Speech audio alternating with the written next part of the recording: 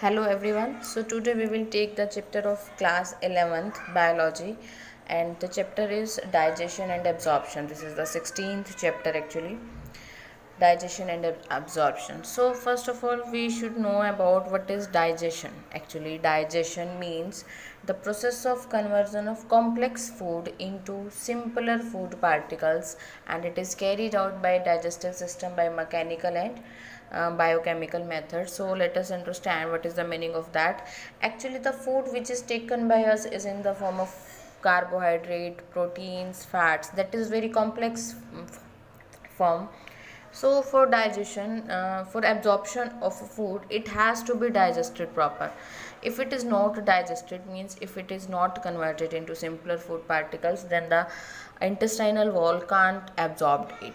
So for digestion the food has to be absorbed into simple absorbable form. Absorbable form means simplest form which can be absorbed easily, and digestion is carried out by various mechanical and biochemical methods. We will discuss about it this chapter. So first of all let's start with the digestive system. Actually human digestive system consists of two parts, that is alimentary canal and associated glands. We can also say that digested glands. Alimentary canal actually begins with mouth and opens in posteriorly through anus, means anteriorly it opens into from mouth and ends in through anus. It comprises of following parts. Let us take at a glance to the digestive system. This is our digestive system. You can see here, this is the mouth. From mouth our digestive system start, and this is the anus, this is the last part. So from mouth to anus, this complete is the digestive alimentary canal, you can say. So after the mouth there is the oral cavity, that is also known as buccal cavity, and after the buccal cavity there is pharynx. After pharynx this is the esophagus, then stomach, then small intestine. Small intestine is divided into duodenum, jejunum and ileum. Three parts it have. After that the large intestine, it is made up of colon, rectum and anus. So for large intestine we are divided into three parts. Descending colon. Descending colon means which is running downwards. Ascending colon which is running upwards. Transverse colon which is moving transversely. And after that cecum, vermiform appendix, rectum and anus. These are the parts of alimentary canal. After that salivary gland, liver and pancreas. These three are the digestive glands. So we have to study all about them. Let us start with the mouth. Actually mouth leads to the oral cavity or buccal cavity, which contains teeth and tongue.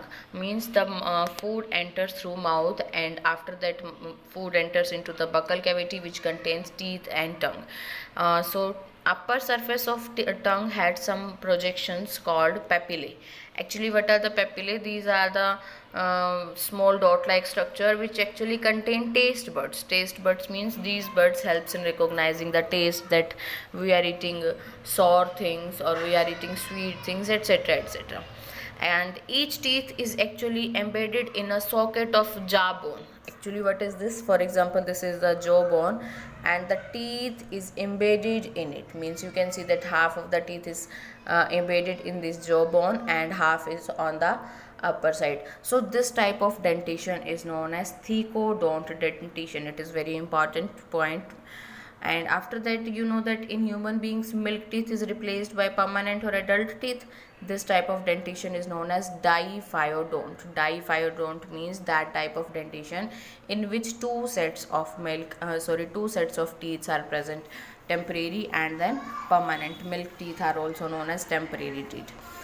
And after that the dentition is heterodont type in human beings. Heterodont means different type of teeth are present. Means all the teeth are of not same type. In human beings four types of teeth are present. First is incisor, then canine, then premolar and molar. Incisors, canine, premolar and molar, and they four have the own function. And each half of the upper and lower jaw has the following number of teeth: 2 1 2 3. Actually what is the meaning of 2 1 2 3? This is 2 1 2 3 and 2 1 2 3. Incisor 2 1 canine, 2 premolar and 3 molar.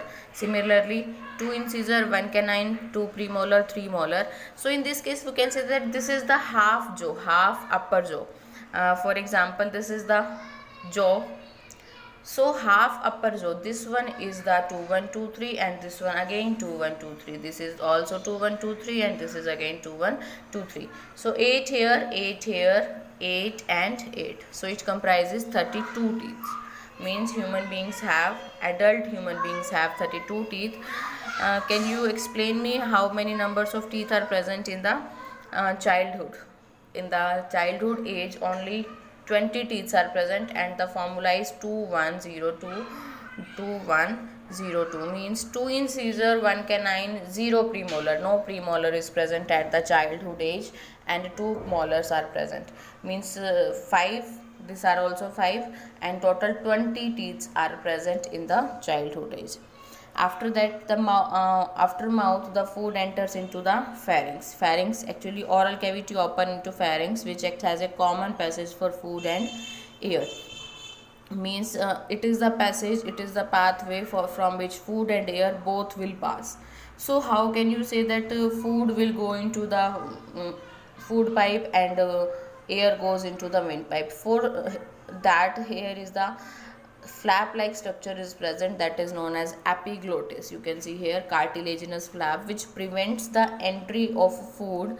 For example, food is coming from this side, so it prevents the entry of food into the windpipe. It helps into due to the coverage of epiglottis, it helps to that food comes into the esophagus. So cartilaginous flap epiglottis prevents the entry of a food into the windpipe during swallowing. After that, this pharynx, after the pharynx there is the esophagus, that is the food pipe. From food pipe the food enters from pharynx to the stomach. So next is the stomach. Stomach, actually esophagus leads to stomach. The opening of stomach is guarded by a sphincter that is known as gastroesophageal sphincter. What is gastroesophageal sphincter? You can relate with the name. Gastro means stomach, esophageal means esophagus. Means it is the sphincter which lies between esophagus and stomach, and it helps in the, so you can say it helps in guarding. Guarding means how the food enters from esophagus and stomach. The wall present here, it helps in this. Means if the food is in plenty of amount, then only this wall open and the food enters into the stomach. So actually stomach is divided into 3 parts: cardiac, fundic and pyloric. Cardiac, this is the central part, this is cardiac. Upper part is fundic and this is the pyloric. This is the J-shaped organ present on the left side of abdomen, as you already studied in class 10th about that. So after that, next one is the small intestine. It is the longest part of alimentary canal. Actually the alimentary canal is near approximately 8 to 9 meter long, and from this small intestine is about 6 meter long. So we can say it is the largest part of alimentary canal, and it has mainly 3 parts: duodenum, jejunum and ileum. You can see here that pyloric part opens into the superior portion of duodenum. Let's come to this diagram. This one is the duodenum. This is U-shaped organ. You can see here, this is the duodenum. After that, this is the jejunum, and after that last part is the ileum. So duodenum, jejunum and ileum, you can say. Pyloric sphincter is present between stomach and duodenum. As the gastroesophageal sphincter is present between esophagus and stomach, and now the pyloric sphincter is present between stomach and duodenum. You can see here that it is the pyloric part. So from pyloric the food enters into the duodenum. That's why the sphincter which is present here is known as pyloric sphincter. And the main important point to note here, that actually the name between small intestine and large intestine is so confusing. Actually large intestine is 6 meter long and large intestine is only 1.5 meter long. Then why it is known as large intestine and why it is known as small intestine? Actually this is due to the lumen of the small and large intestine. Small intestine actually so narrow. It has very narrow lumen, that is known as small intestine, and large intestine has very wide lumen, that's why it is known as large intestine, not because due to the length. Now comes to large intestine. Ileum. Ileum is the last part of small intestine. Ileum opens into the large intestine, which is divided into cecum, colon, and rectum. Cecum is actually the blind sac which hosts microbe. It is the sac-like structure which hosts the microbes, and vermiform appendix arise from cecum. Vermiform appendix, actually it is the vestigial organ in human beings, but sometimes it become functional and cause disease in human beings also. You had already heard about the appendix operation. And finally the rectum opens through anus. So you can see in this diagram that food enters from mouth it goes to pharynx, after pharynx it comes to esophagus, and then stomach, after that stomach it goes to small intestine, after that large intestine, and finally the food goes out from the anus. So this is the pathway which is the followed by the digestive, which is followed by the food, you can say, for digestion. So in the next video, in the next part, we will discuss about the digestive glands and the histology of alimentary canal. Thank you.